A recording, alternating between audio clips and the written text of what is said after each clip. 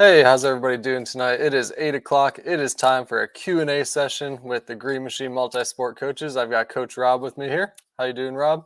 Not too bad. It's starting to get a little chilly up here in Buffalo and starting to think about moving stuff indoors. Not ready for that just yet, but it's what we deal with.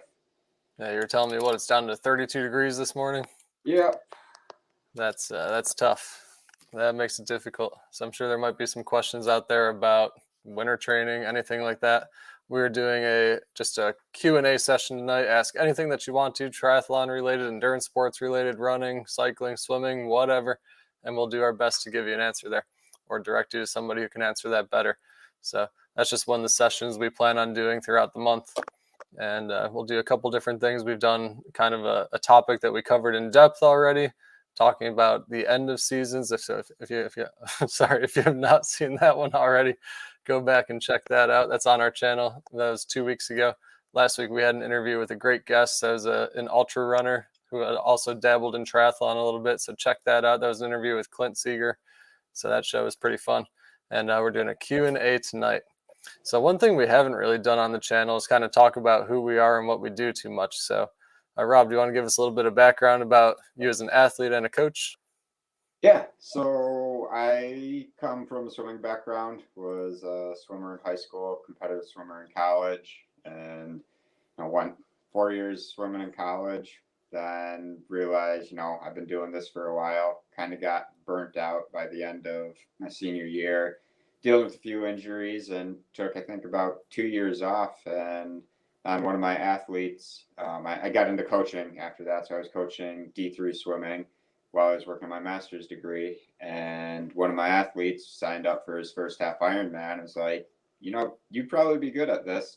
You want to do it with me? And so I went from 0 to 60 with never doing a triathlon to doing my first half Ironman 2014, I think. And then it just took off from there. Most of it was self-trained for the first 2 years and really doing everything wrong. And we've all been there. Yeah, trial and error pretty much. And realizing I'm going too hard all the time and kind of getting burnt out or not really peaking at all. And so I reached out to one of my buddies who was also into triathlon and started working with him as a coach. And not that I outgrew him, but his experience and my experience were pretty similar at the time, but he had a little bit more. So I was using him as guidance, and then decided as things weren't progressing as I liked, I reached out to Dan, and he took me under his wing, started working with him. It was a shift in the philosophy and the training style, and definitely a little bit of a shock to the system with how I was doing things before, but was willing to give it a go, and training style philosophy fit me, and really started to see some results.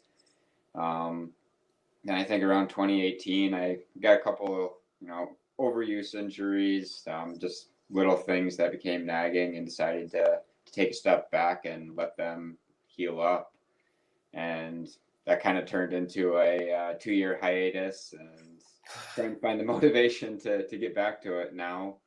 But Dan and I keep trying to push each other, and we'll sign up for something, and life gets in the way. Recently bought a house and dealing with all that, so that's kind of been taking priority, but hoping to start to get back in the swing of things and get back to racing in a year, possibly. We'll see how that goes. How about you? Cool.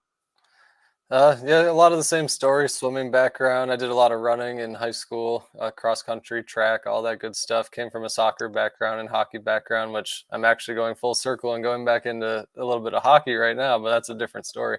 Although I did take a slap shot to the back the other night from my teammate, and that's still killing me. But kind of making a round back into that, trying to try something different, something I'm used to from a long time ago.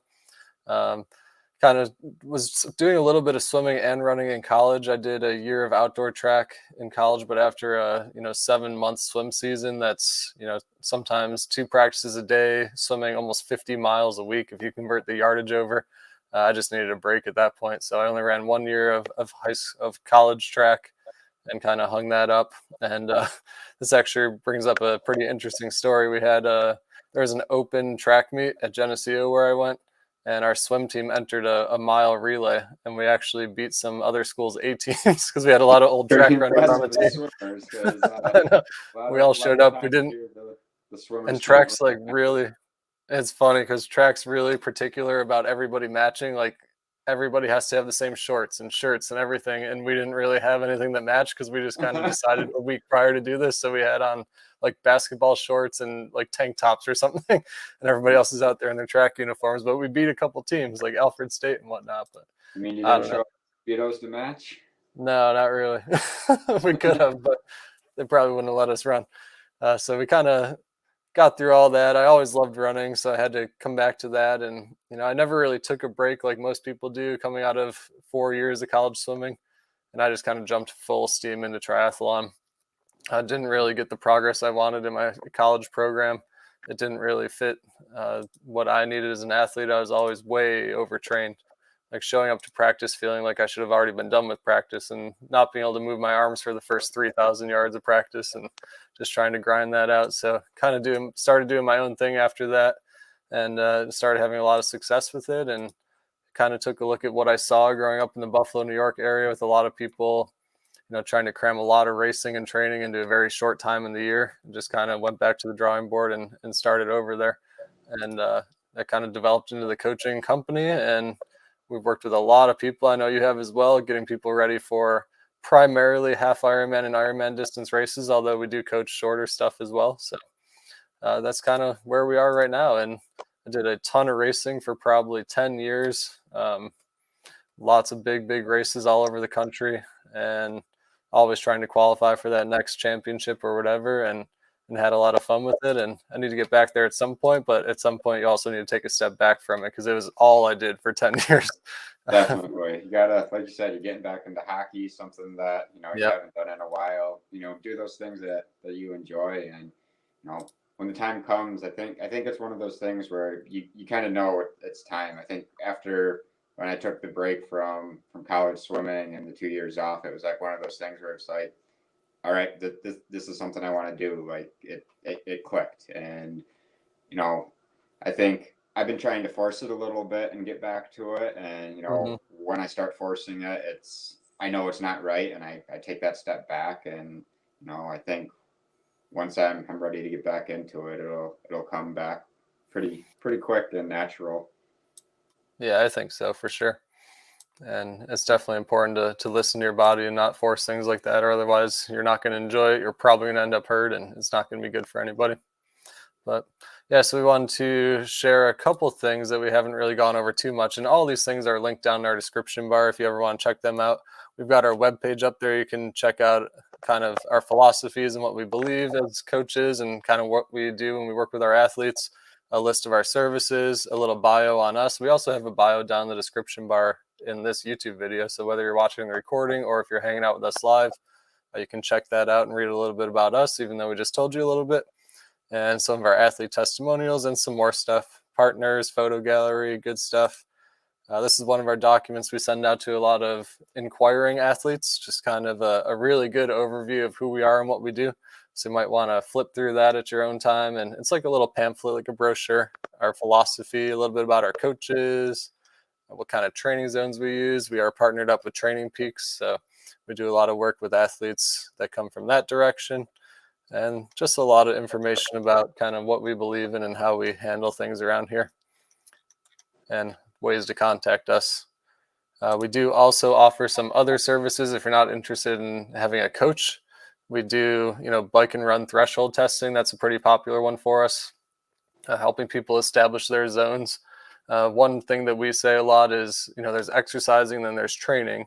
And training is when you start putting goals to the exercising that you're doing and having a goal for each workout and, a goal in the season that you're working towards, not just trying to stay fit like Rob and I are kind of doing right now. We're more exercising as opposed to when we used to be training for races and having deadlines and having, tests along the way and whatnot. So having those zones is really important to kind of taking that process and really setting some goals inside your workouts and whatnot. And that's what we do a lot of around here. We do quite a bit of swim form analysis as well. As you've probably heard, Rob and I have a pretty extensive swimming background. It's been a part of our lives as far as we can remember. So we work with a lot of athletes on swimming, getting their form tuned up, and we see a lot of improvement. Just, swimming is one of those things where you can't just put more effort into it and get better. You really have to have a trained eye on it. So we have a lot of people working with us on there.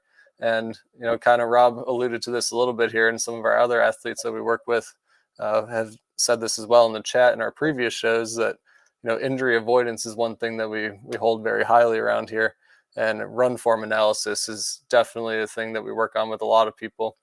So many people come in trying to change their shoes or saying running just doesn't work for me. We had one athlete who had kind of committed to saying, I'm going to do the aqua bike life because running just doesn't work for me. I keep getting hurt. And, we did a lot of run form analysis work, and now she does triathlon nonstop.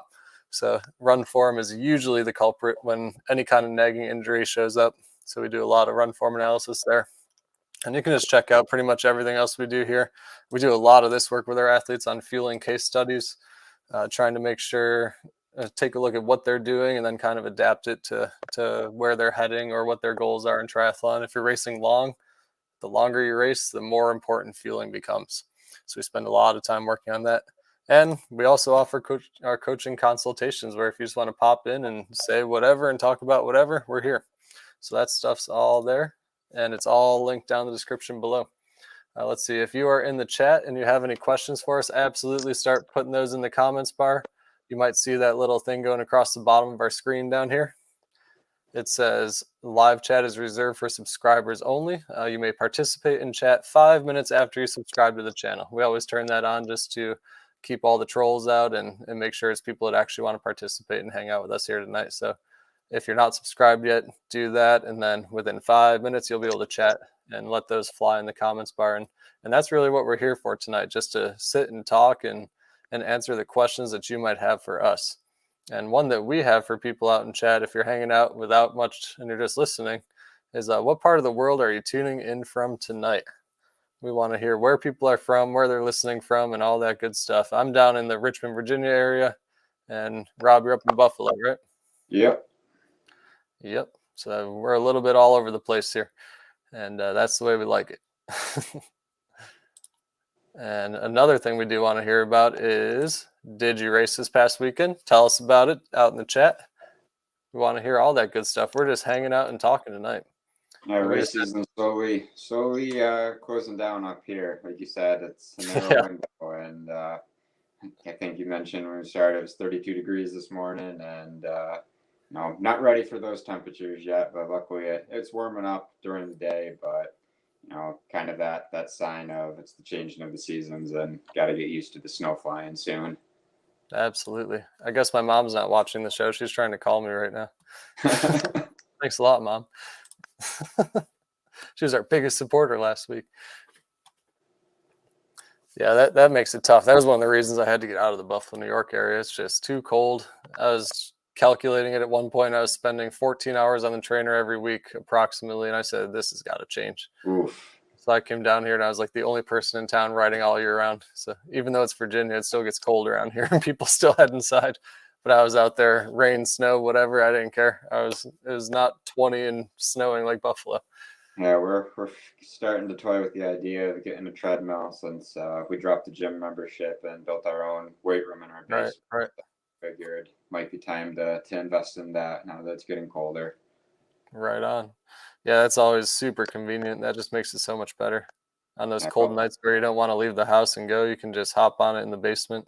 Yeah, rolling out of bed and having your weight room in the basement is super nice. Absolutely. That's like the bike trainer. Yeah. Just having that tool right there, ready to rock and roll. It's a beautiful thing. I should probably start using mine a little bit. I'm still paying for my Zwift membership.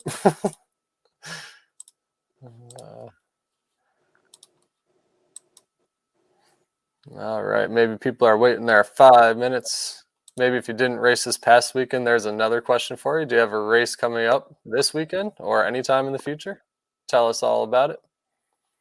We're always taking requests for topics to cover when we do our more topic-based shows where we really dive deep into something. This one's just kind of lightly sprinkling over any questions that pop up. So I think one thing that'll be good is we start seeing questions, that start becoming similar, and we can take a deeper dive into that. That's how we can really tailor the show to what you guys want to hear about. And like Dan said, these QA shows, we can quick touch on things, and then we can develop a deeper dive and a future show that will really answer your questions more in depth. Yeah, absolutely. And if you are somebody watching the recording after the fact, this is down at the bottom of our website, which is linked down below. That's just a way to contact us. You can fill it out, shoot us a questionnaire, and we'll get back to you. Or you can just tell us, hey, could you do a show on this or whatever? And we certainly can. So and we always have the Facebook and Instagram and all that stuff. Just reach out and we'll get it taken care of. But I really like the idea of the live shows, just kind of get your questions answered real time. You can be part of the show, hang out with us, chat, all that good stuff. Get some stickers going out when people start chatting out there.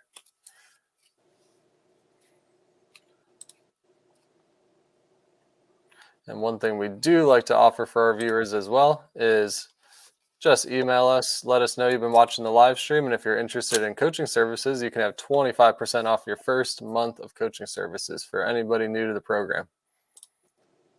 That's something we'd like to offer out to people spending out some time with us tonight, hanging out.